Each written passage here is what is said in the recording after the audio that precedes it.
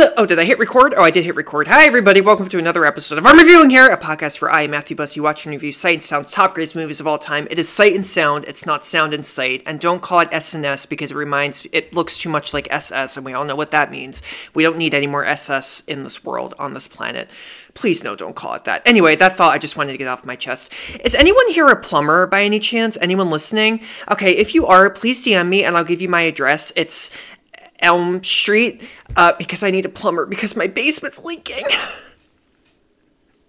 I'm sorry it's leaking. I don't mean to cry. No, it's leaking. I am so freaking pissed off right now. So it's Sunday. I'm recording this on a Sunday. I went to Trader Joe's. I'm not getting the story right. I walked my dog. It's a beautiful day today, so I went, I brought the dog with me in the car to go to Trader Joe's to go pick up my groceries like I do every Sunday. You know, that's my life. And I get home, and I had just put my laundry in the washing machine before I left, and I go to the basement, and there's a puddle. It's very small, and I turn the corner to go into the room, and there is at least 5 inches of water everywhere. I just don't know what to do anymore. I'm really bad at fake crying, but I'm trying to get better at it because I'm trying to be an actor. Yeah, it's really annoying, but if you are a plumber, I don't know what the hell I'm doing here. My amazing neighbor is helping me out with this, but I'm sorely tempted to just get some screws and unscrew the pump, one of the valves. I also don't even know the jargon for, this stuff. What's a valve? I have no idea what a valve is. And for the longest time when I was a kid, I thought it was pronounced vulva, not valve. Crap. See, I can't even say it. Jesus. Ow. Okay, let's get started, shall we? This movie today, it's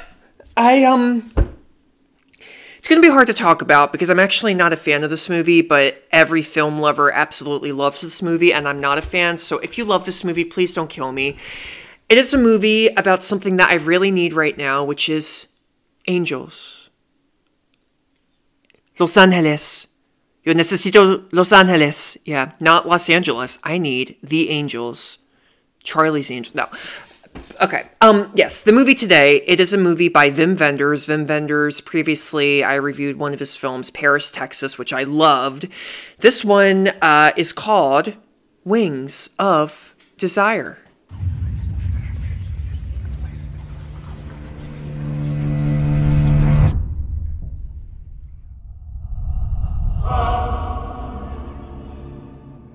Aber manchmal wird mir meine ewige Geistesexistenz zu viel.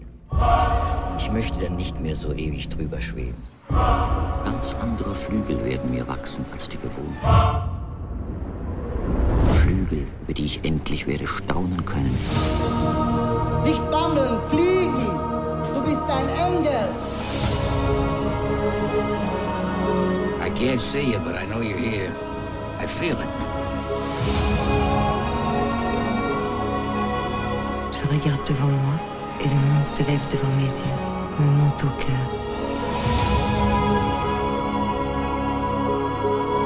Es gibt keine größere Geschichte als die von uns beiden. Es wird eine Geschichte von Riesen sein. Eine Geschichte neuer Stammeltern.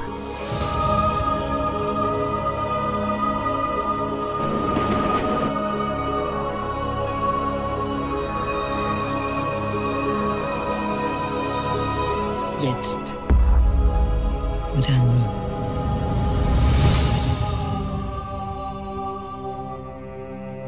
Ich bin bereit.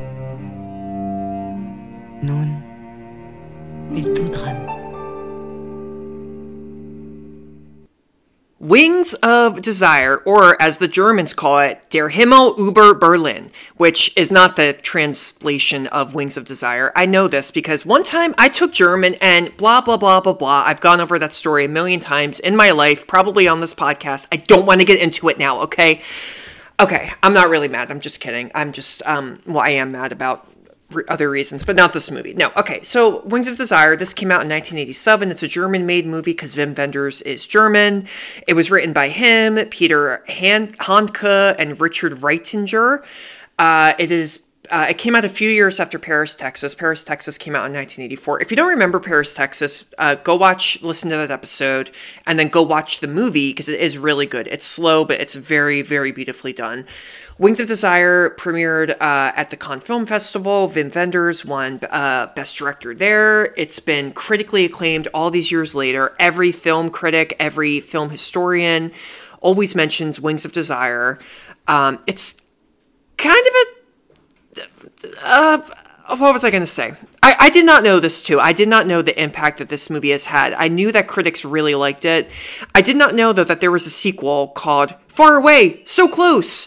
I also did not know that movie City of Angels, which came out in 1998, starring Nicolas Cage and Meg Ryan, was a remake of this, which I did not know. I also have not seen City of Angels. I've only seen the one scene that I shouldn't laugh at. It's when Meg Ryan is riding her bicycle, and then she proceeds to close her eyes, tilt her head back, and put her arms up like she is a flying angel, and then she gets hit by a truck and dies.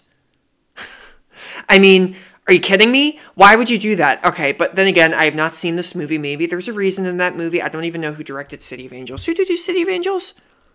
Brad Silberling? Who's that? Casper? Oh, yeah, he directed Casper. I recognize that name now. Anyway, from what I do remember of City of Angels, and I'm not going to review City of Angels, of course, but that is a very Hollywoodized remake of Wings of Desire, excuse me.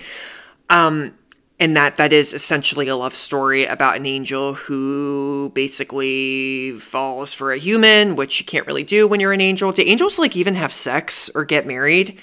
I'm curious about that. Wings of Desire is very different, though. This is a very, very film essay heavy, my British just came in, film essay heavy, artsy, art housey, artsy fartsy film. It is 2 hours long, a little over 2 hours long. It felt like 5 hours to me. I couldn't get into the movie. This is the second time I've watched it. I first watched it way back when I was in high school. Didn't care about it then, really tried to like it, but I just couldn't get into any of the characters or anything. This time around, I'm older, I'm a little smarter, and I still just can't get into it. I don't really get this movie. I think it is strictly a style over substance film. That's not always a bad thing. Also, perhaps I just can't interpret it as well as other people do. I will say, though, that the cinematography absolutely is breathtaking in this film. It was done by, I think it's pronounced Henri Alequin, French cinematographer. The movie is partially in black and white, it's partially in color, and yes, the imagery in the film is absolutely eye-popping. I say eye-popping all the time. I don't really like to use that word. I used to get in trouble in school because I used to always put that in my essays, and my teachers would be like, ew, that's graphic and gross. I'm like, I'm not trying to be graphic. It's eye-popping. The imagery is eye-popping. It is. But unfortunately, that's kind of the only thing that I found a little good about the film, and everything else, I'm bored. I am bored. And you know why I hate saying that? Because I love the premise of this film so much. Are you ready? I'm ready. Plots and ups. So we will get started as soon as I scratch this itch in my ear. Ow. Okay, Wings of Desire. Here we go. In a Berlin divided by the Berlin Wall, two angels, Damiel and Cassiel, watch the city unseen and unheard by its human inhabitants. Damiel is played by acclaimed actor Bruno Ganz, and Cassiel is played by an actor named Otto Sander. They are both deceased. That's kind of irrelevant, and I'm sorry if I say that. I just kind of like to, I have word vomit. I just like to get it out if these actors are living or not. Bruno Ganz, I don't know the other actor, but I do know Bruno Ganz. He was in a movie called Nosferatu the Vampire, which came out in 1979. Have not seen it. I always act like I've seen it, but I haven't. But I mostly remember him from acting in this incredible film called Downfall. It's a German film as well. It is a movie. It's quite long. It is very, very long. It's a movie about the last, I think, 48 hours of Adolf Hitler. Yeah, not a happy film, but absolutely highly encourage it. And he is friggin' phenomenal as Hitler. You know why? You want to punch him in the face. But yeah, anyway, we all know how Hitler died. Little pussy. Okay, sorry, I should not have brought up Hitler. But Bruno Ganz, he is mostly well known for that movie. Okay, so in the movie Wings of Desire, though, Hitler's not in this movie, don't worry. So Damiel and Cassiel, they're angels. They observe and listen to the thoughts of Berliners, including a pregnant woman in an ambulance on the way to the hospital, a young prostitute standing by a busy road, and a broken man who feels betrayed by his wife. Their raison d'etre is, which means their reason for doing so is, as Cassiel says, to assemble, testify, and preserve reality. What does that mean? I don't quite know. I don't know. So the two of them have always existed as angels. They were in Berlin before it was a city and before there were any humans. So they're like, angels. Among the Berliners they encounter in their wanderings is an old man named Homer who dreams of an epic of peace. Homer is played by this actor named Kurt Bois, B-O-I-S, but he's not French, he's German. He was in Casablanca. He actually was in that movie, which I did not know. Cassiel follows the old man as he looks for the then-demolished Potsdamer Platz in an open field and finds only the graffiti-covered wall. Although Damiel and Cassiel are pure observers, visible only to children and incapable of any interaction with the physical world, Damiel begins to fall in love with a profoundly lonely circus trapeze artist named Marion. Marion is played by this actress named Solveig Domartin. So Marion lives by herself in a caravan in West Berlin until she receives the news that her group, the Circus Alicant, will be closing down. Depressed, she dances alone to the music of Crime and the City Solution and drifts through the city. They're a real band, Australian rock band. Meanwhile, this is crazy. Actor Peter Falk arrives in West Berlin to make a film about the city's Nazi past. Peter Falk is in this film and he plays himself. I forgot he was in this movie. Peter Falk, for those of you who don't know, he was most famous for acting in this very famous show called Columbo. And, you'd recognize him. Anyway, he is in West Berlin. Falk was once an angel. All right, I'm sorry, I'm not laughing. He was once an angel, but having grown tired of always observing and never experiencing, renounced his immortality to become a participant in the world. Also growing weary of infinity, Damiel's longing is for the genuineness and limits of human existence. He meets Marion in a dream and is surprised when Falk senses his presence and tells him about the pleasures of human life. So Falk was an angel too? And that's why he can see Damiel? I think I got that right.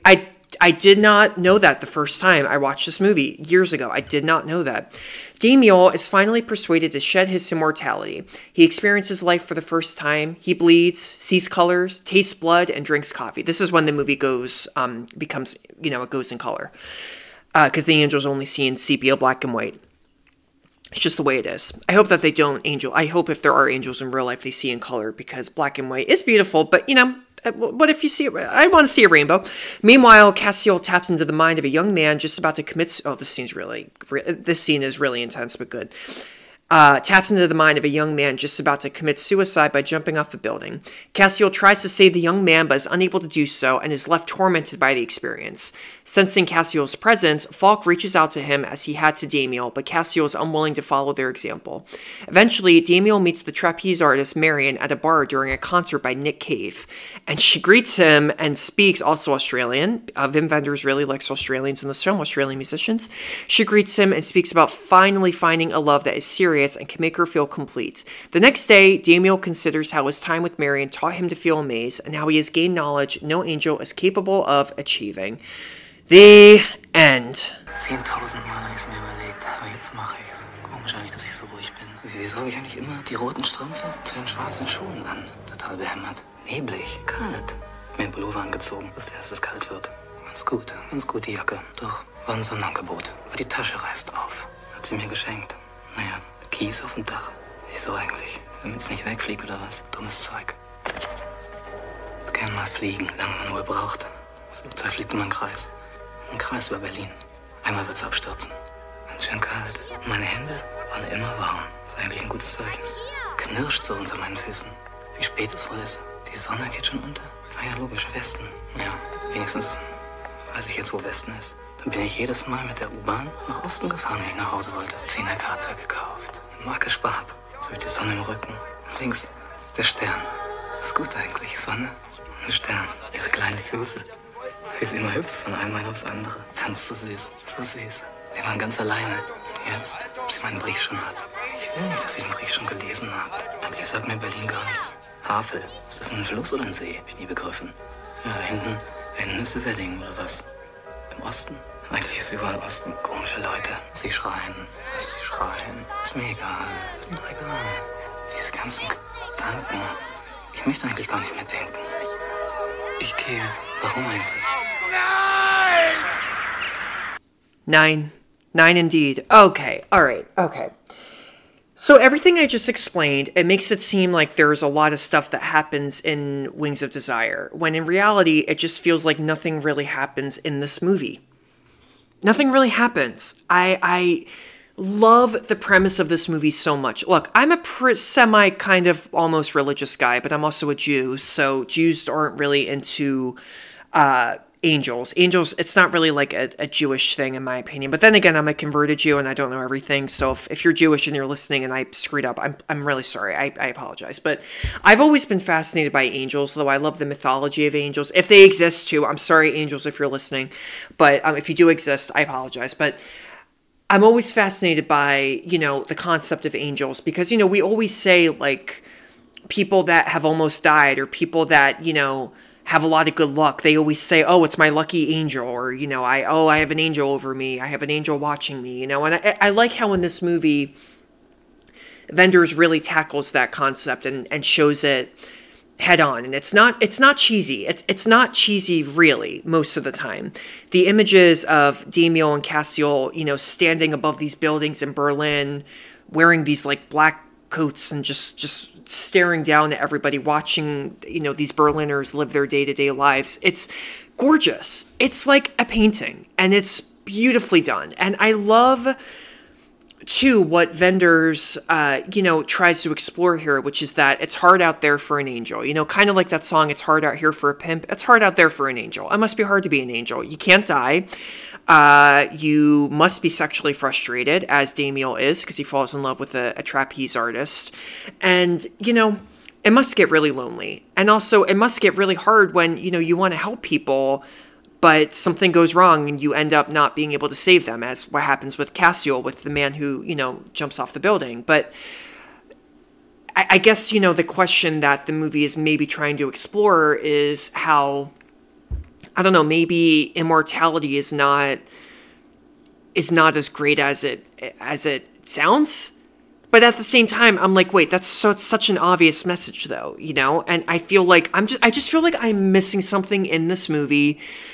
I need to maybe watch it 10 more times to really appreciate it. But overall, I just feel like Wings of Desire drags a lot. I don't really get what all the hype is about. And even in reviewing this movie and researching the critics' reviews and everything about this movie, all the critics really seem to say is, well, it's beautifully shot. It's beautifully shot. Oh my God, the cinematography is beautifully shot. You can have a movie with great cinematography, but it may not be a good movie. You know what I'm saying? So, and I go, because I don't like to give a movie, I don't like to not recommend a movie that is so daring and so, hypnotic and mesmerizing to look at. But I also just, I can't appreciate it. I can't appreciate any of the characters. It just goes on, and I don't feel for these angels. I don't feel for Damiel falling in love. I just feel like the movie is just long periods of dialogue, long periods of voiceover narrations. Peter Falk used to be an angel, but he's a director now. At the end of the movie, I'll get into this a little bit, but Wenders thanks, quote, his real angels, and then he lists a bunch of directors that, he believes are angels too. I don't get it. I found it a little bit, I don't like using this word, I found it to be a little bit pretentious. I don't like that word because when you're a filmmaker, that driver, I don't know if you caught that, but somebody just honked. That person likes the movie. When you are a filmmaker and somebody calls your work of art pretentious, it's like a punch in the guts. And I know Wenders is a great director. I love Paris, Texas. I found this one, again, I'm kind of alone here for the most part, but found it to be a little bit pretentiously done. Pretentiously done. I'm really sorry. Yeah. BTS Secrets and Scandals! Yes, I did find some stuff about this film. Not really scandalous, but I do want to go back to what I said here about the dedication at the end. So in the closing titles, it says, oh my God, I have to like swallow like every second. Jeez.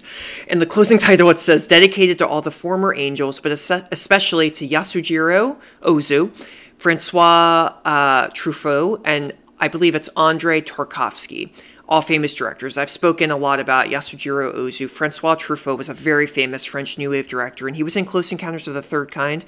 And Andrei Tarkovsky was I believe it was a Russian director who did the movie Solaris, which they remade in 2002 with George Clooney. And I've not seen the original, but apparently it's really good. These were all favorite directors of Wim Wenders. Why does he thank them in the end? Well, I was confused. Now, I did read this. I found this article that said, obviously, the directors had all died previously, and they came up with this conclusion. So they all influenced Wenders, of course, but in different ways. Ozu, Yasujiro Ozu, had taught Wenders, quote, order. Truffaut had taught him the, quote, observation of people. And Tarkovsky had taught Wenders, quote, a less clear, oh, no, I said this wrong, I'm sorry. Consideration of morality and beauty. And then, I did not understand this. Identifying directors as angels could tie in with the film characters' function to record.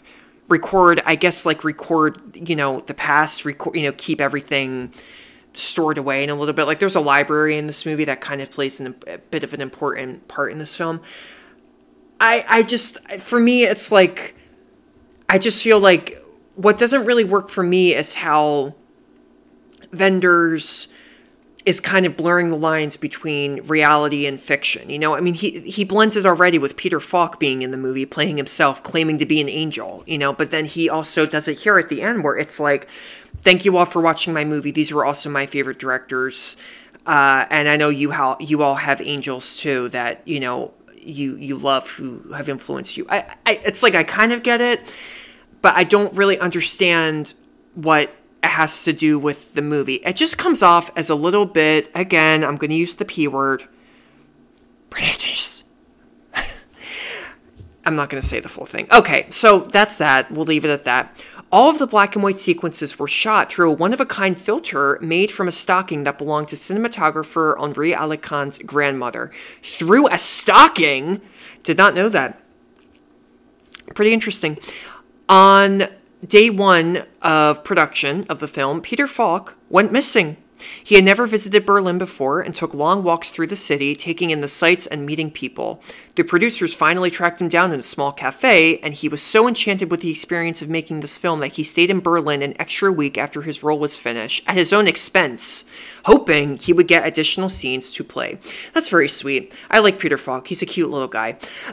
Berlin's also a beautiful place. Berlin, I've been there once. The main thing I noticed was the food was really good. The drinking was really good. The sights were great. And people loved to just make out in public. It was kind of crazy. Like, I'm not talking about like a little peck. I'm talking like hardcore, tonsil hockey, making out in public. And I remember turning to someone and I was like, is this like they were from Australia. I was like, do they do this in your country? And they were like, no, they don't. And I was like, oh, okay, maybe it's a Berlin thing. But no, Berlin is a beautiful place. This movie too, I mean, look, if you love German history, if you love Berlin, if you're a Berliner, then of course the shots of the city are great. It really is a love letter to Berlin, which is really good. And I have nothing against Berlin. Berlin is a very nice place. Go visit it. The zoo is really good, too. The scene where Otto Sander is shown riding a bus looking morose with his head in his hands was shot that way because the actor had developed a large bald spot on the day of shooting and makeup couldn't hide it. That's really sad. I don't really remember that scene, but I do remember him not looking happy for pretty much all of the movie, along with Bruno Ganz. So that's probably why that scene did not really stick with me. The scene, no, I already said that. During Nick Cave and Batsy's performance of From Her to Eternity, a man's fist and arm pops up on the left side of the screen for just a couple of frames, almost as if it were a subliminal insert. Subliminal messaging, you know how I feel about this. Did not see that scene. I do need to go back, though, and see that. I think, again, that is pretty ingenious. If Wenders is trying to kind of insert these little hints of, there are angels all around us. Everywhere we look, you'll see a little hand or like a little finger, like coming out of, your peripheral vision. I see that all the time. I just hope I'm not schizophrenic. the best moment? Probably when Cass, we're just gonna call him Cass, like Cassius Clay. Cass, when he can't save the man from jumping off the building, that's quite sad. That scene is poetry in itself. That's a short movie in itself, and it is very well done, I will admit. But the rest of the movie, I don't really have a favorite moment. I do love the shots. The shots of the movie are terrific, but a shot doesn't really count as a favorite moment. Mais est-ce que je suis d'accord avec les critiques de ce film? So, a lot of critics love this movie, but there were a few who shared my opinion. So Pauline Kael of The New Yorker, very famous critic, she said, to put it simply, Wings of Desire has a visual fascination but no amazing force. That's part of why it's being acclaimed as art. Ouch. I don't really agree with Pauline a lot. Pauline, you should read up about Pauline. There was a movie that came out like 5 years ago all about her. She was a vicious film critic, but, you know, film critics, I kind of like them when they're a little mean. When they're not, like, purposefully hurtful towards actors, it's like bullying. But when they're mean about a film, sometimes it's a little, I don't know. It's a little nice sometimes, a little interesting and kind of entertaining too. But I understand what she says, though. It's all about visuals in this movie. It is visual fascination, but there is no animating force. There's nothing that drives this movie to be interesting, you know, besides how cool it is to look at. Janet Maslin from the New York Times called the movie startlingly original at first, but in the end, it's damagingly overloaded. Yeah, I agree. Overloaded, indeed. Too many things, too many characters, too many voiceovers, too much, just too much. That's why I couldn't connect with anyone in the film. Maybe I'm not supposed to. I don't know. Rita Kempley of Washington Post said, underneath its melancholy and mind-boggling, even bothersome metaphysics, it's the simplest, well, almost, story ever told. Angel meets girl, angel gets girl. I disagree. This isn't a movie about that. That's not the main plot. That was the main plot of City of Angels. This is not the main plot of the movie. And you know what? I may have liked it more because I do like love stories. I do like love stories where one person is subhuman or superhuman or whatever. No, I'm not thinking about Twilight. You know what movie came into my head? Starman with Jeff Bridges and Karen Allen? No, what was her name? Karen Allen? The girl from Raiders of the Lost Ark. I forgot her name. But he plays like an alien and she's a human and they fall in love and have sex. I like movies like that. I love stories like that. But in this, that's not the main plot of the film.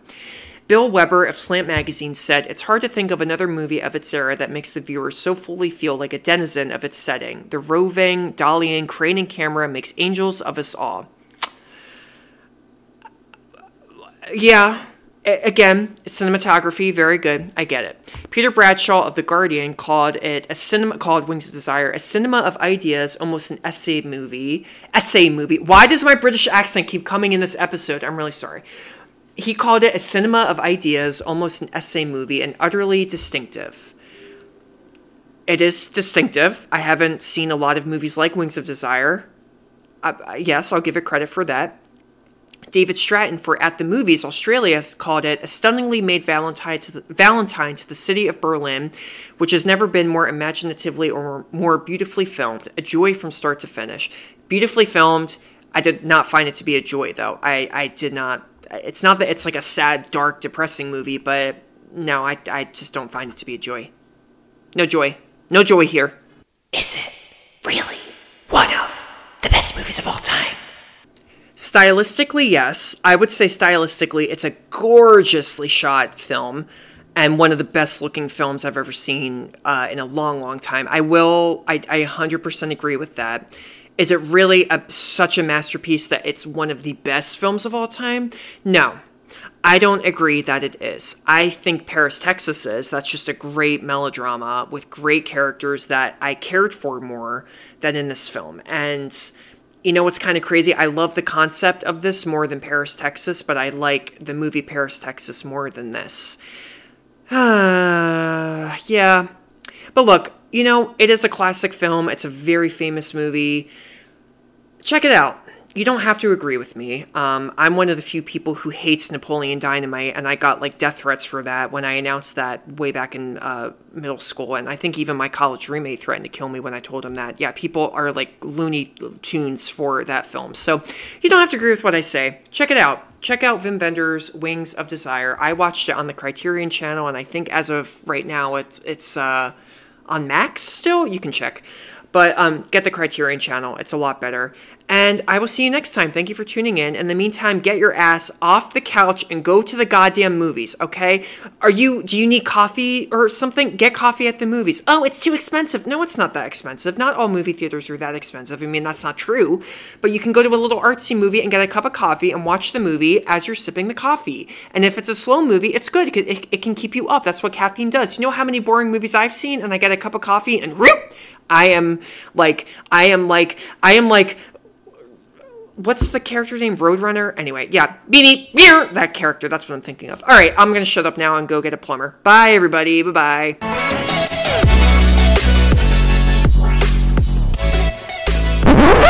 Oh, you made it. Thank you so much for tuning in to another episode of I'm Reviewing Here. New episodes drop Tuesdays and Fridays. You can get this podcast wherever you get your podcasts.